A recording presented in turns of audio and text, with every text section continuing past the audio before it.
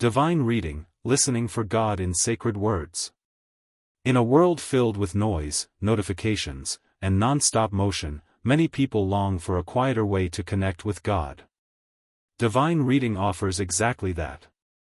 Often known by its traditional name Lectio Divina, divine reading is not about rushing through text or analyzing every detail.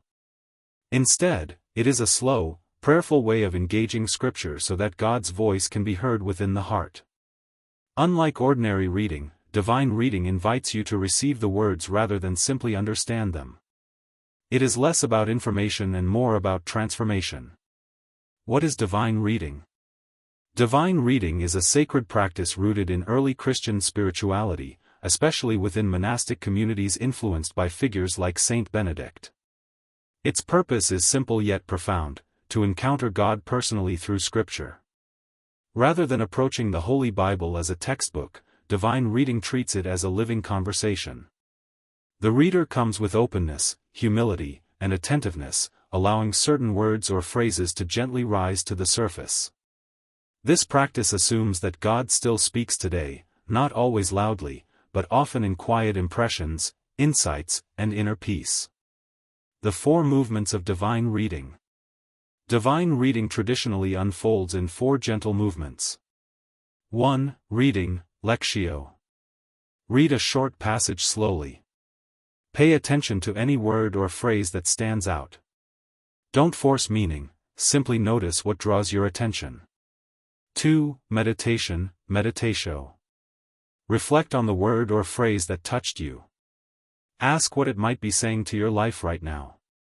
3. Prayer, Oratio. Respond to God in prayer.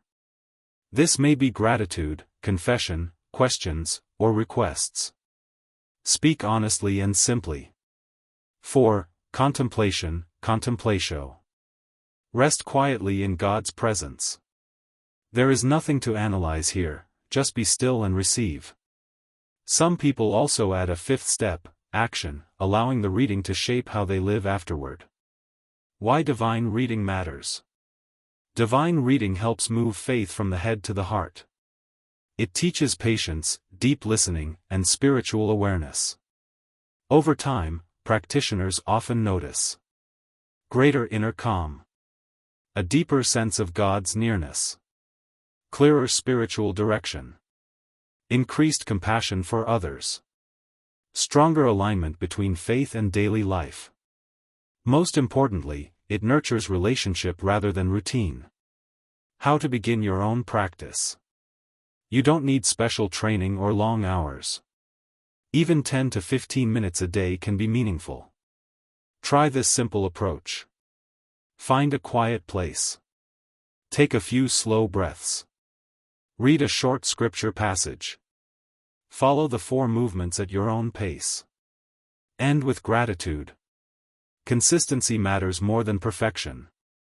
A living conversation.